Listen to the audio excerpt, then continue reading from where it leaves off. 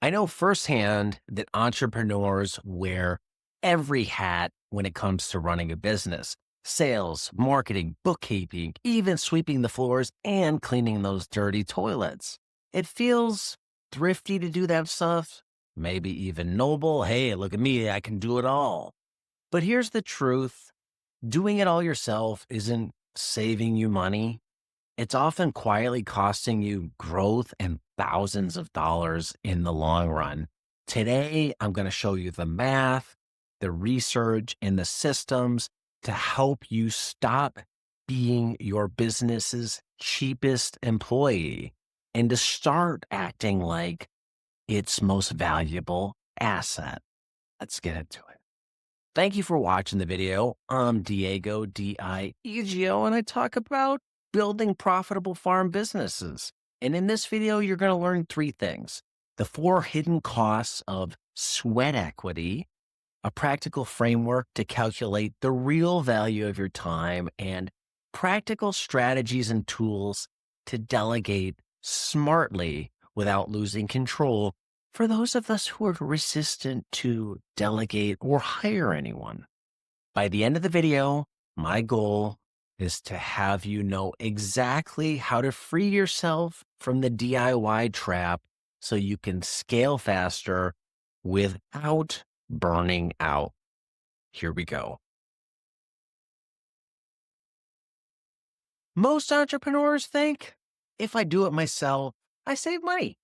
But that logic ignores the most important factor in business: opportunity cost. MIT Sloan found that business owners value their time at 30 to 50% less than market rate. That undervaluation keeps them stuck in doing low value tasks, meaning you should be valuing yourself at $100 an hour, but you're valuing yourself more like $60 an hour. So you focus on basic tasks that you'd pay someone 60 to do instead of focusing on the tasks that you'd have to pay someone 100 to do. So here's the paradox of all that, because that's not a good way to view business. The more hats you wear, the less your business grows, and the more chance you have of burning out or really that business shutting down, leaving you not having to wear any hats. And none of us want to be hatless. Doing everything yourself carries 4 hidden costs.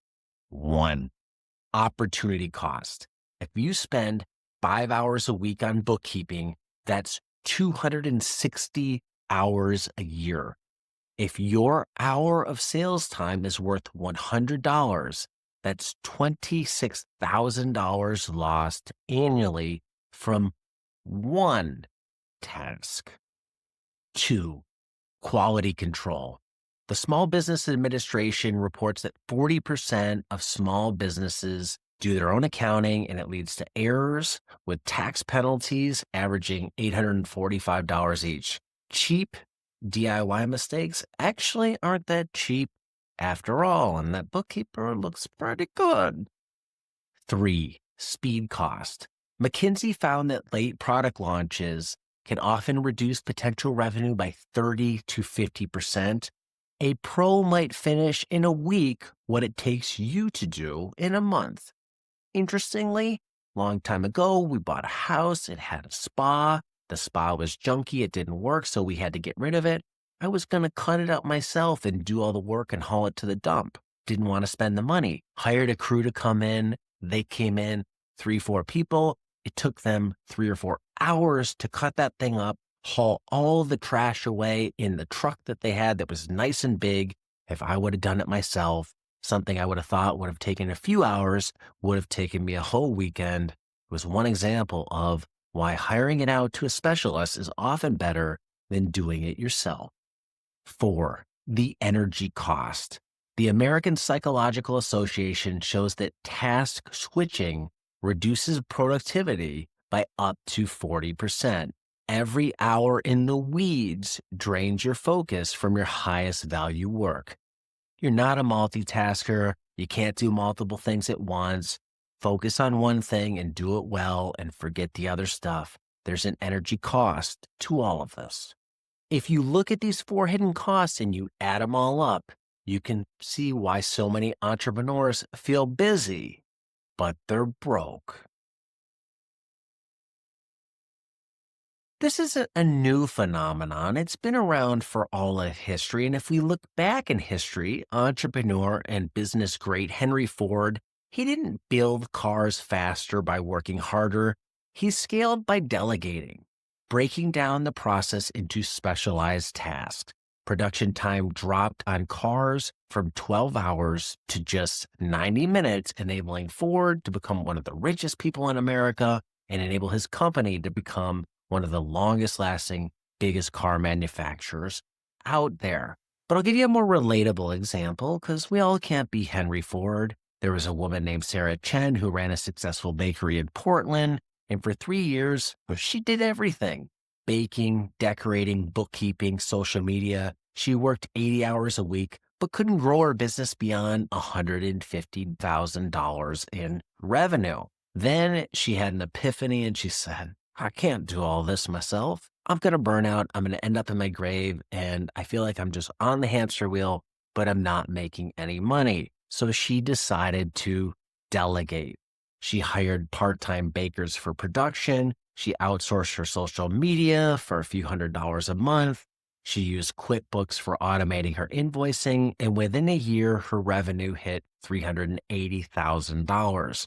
She now works 45 hours a week instead of 80, and she focuses entirely on recipe development and customer relationships, which are for highest value areas of work. So there's a hypothetical example of how it could apply on a much smaller scale than Henry Ford.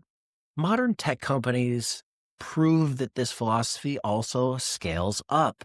Airbnb, they outsource their photography to freelancers, making listings look professional while they focused on growing their platform. Eyeglass maker Warby Parker outsourced fulfillment so they could obsess over the customer experience. These are reasonably large companies that aren't trying to do it all themselves. They focus on what they can do well and outsource the other tasks. The lesson is universal. Success comes from doing the right things and letting others handle the rest. If you're having trouble visualizing this or getting your mind around why this is important, let's look at a framework called the 10, 100, 1000 framework. And this is a practical way to think about this philosophy of outsourcing and delegating. You're going to start to label every task. $10 tasks are low skill, they're repeatable. That's stuff like data entry, errands, and formatting. There's $100 tasks. They're skilled but replaceable: bookkeeping, social media scheduling, design work. The $1,000 tasks, high skill, high leverage: sales calls, negotiation, strategy, innovation. If more than 20% of your work is in the $10 bucket, your business is probably bleeding growth. Try this. Track 1 week of tasks, write the dollar label next to each task that you do, and then ask yourself, am I spending time like a CEO or like I'm a CEO's assistant? You want a CEO. The failure trap. Here's what happens when you don't delegate. You hit a ceiling. I've seen it repeatedly. Businesses plateau around $200,000 to $300,000 in revenue because the owner becomes the bottleneck. They simply can't do anymore. Eventually, we all run out of bandwidth, both mentally and literally in terms of time of day. And they can't grow because they just can't give more to the business.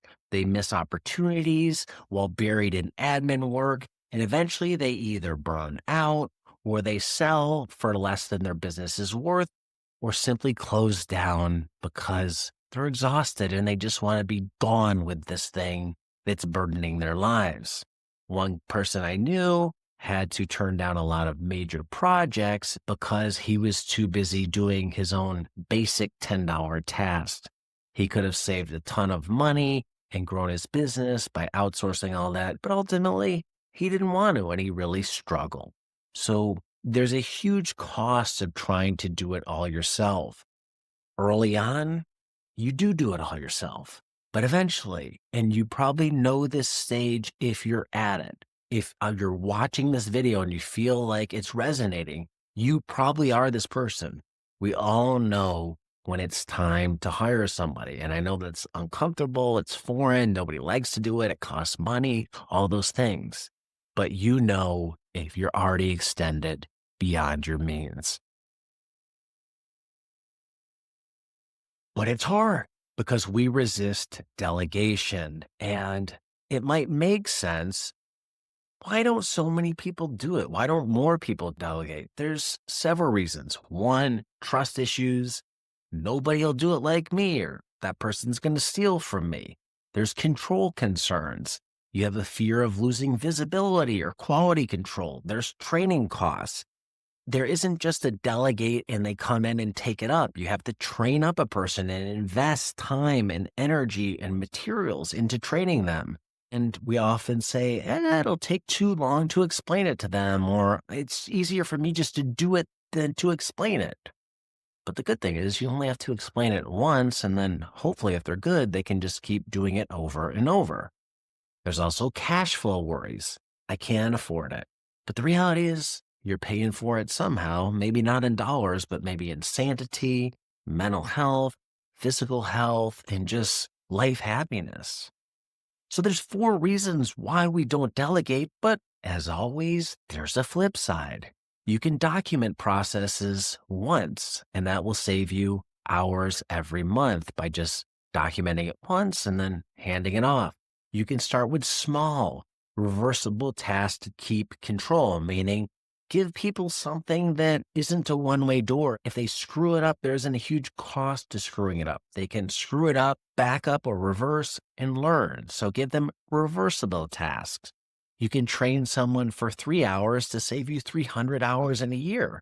You might not have 3 hours, or it might not feel like you have 3 hours right now to do that training, but think about, what would I rather give, 3 hours now or 300 hours for the rest of the year? And outsourcing for $500 a month can generate free time to get $5,000 or more in sales every month. So often this pays off. The math wins every time. The great thing about today's world is delegation doesn't have to mean hiring a full-time staff. Options are everywhere. You can get virtual assistants through platforms like Upwork, Fiverr, and Belay that provide vetted help for admin, research, scheduling tasks. There's tons of automation tools like QuickBooks for invoicing, Zapier and Make for connecting apps, Calendly for scheduling. You can get fractional executives, part-time CFOs, CMOs, COOs to help scale companies without full-time salaries. And there's always ChatGPT, Perplexity, Claude, and all the other AI assistants out there that are so helpful to give you help with specific tasks that you have to do today. You don't need more hours in your day. You need leverage, and that's what this video is helping you do. Think, how can I leverage my time instead of just throwing more time at it? I know delegation can be tough. I know it can be scary. So here's a 10-80-10 rule to help simplify things, because delegation works best with structure. So we're going to use this 10-80-10 rule to build that structure. You do the first 10%, set expectations, and define the outcome. Delegate the middle 80%. That's the bulk of the work. You review the final 10% where you polish, approve, check, deliver, and maybe even have to re-educate for the future. This way you maintain quality without micromanaging, and you add weekly 10-minute check-ins, and you'll build trust while staying in control. Empower people to do what they do well. I once talked to a farmer down here in Southern California who runs a very big farm business, and he explained it to me like this: Diego, when I hired somebody to do packing, I realized how beneficial it was because that person who comes in to pack the produce, all they have to do every day is focus on packing it well. When I was doing it, I was packing the produce or worrying about sales by worrying about planting. When I hired that person, they come in and focus on one thing. And that was great because they could focus on that and I could focus on other things. Delegation is the leverage you likely need in your business if you don't feel like you have enough time to get it all done. How do you start today? And you should. There's a 4-step starter plan here. 1, audit your time. Start tracking for 1 week. Categorize all your tasks into that 10, 100, 1000 bucket. Then delegate one of your low value tasks. Pick one reoccurring low value that you can outsource, delegate, or even delete it. Get rid of it. 4, reinvest the time that you saved. Use those hours exclusively for the high value tasks, or use the hours that you free up just to step back, clear your mind, and relax a little bit. No one is building a successful business when they're strung out on work and at their breaking point. So outsourcing, if it saves you a little bit of mental bandwidth so you can just relax, watch a TV show, hang out with your partner, go out to eat, that may pay back in spades, believe it or not, when you run your business because you're now working as a more calm, thoughtful person than somebody that's just stressed out. Even if you can save just 5 hours a week, that's 260 hours per year in terms of savings. If you value your time at $100 an hour, which in this day and age you should when you're paying mechanics that charge $200 an hour in Southern California, it's crazy. That's $26,000 from just shifting your focus from something you shouldn't do to something that you should do. The bottom line is entrepreneurs often don't fail from lack of hustle. In fact, that hustle is what often kills them because they fail from hustling, doing the wrong work. You need to find a way to stop being the bottleneck in your business. Stop being the cheapest labor in your own business. Start being the strategist who creates growth. You don't want to be the one who does everything. You want to be the one who does one thing for your business really, really well. I've been there. I was there. Delegation's hard, but it's worth it. I once thought, how can I ever afford to hire somebody? And now looking back in hindsight, I realize how could I ever afford not to have? So look at your business and find one $10 task that you can eliminate this week. Thanks for watching this video. I'd love to hear what you thought about this one. You can drop it in the comments below, hit the bell, hit subscribe, do all the things like that to keep videos like this coming straight to you to help you free up time and make your business more profitable. And when you're not working, go out into the world, be nice, be thankful, and do the work, just not the cheap work.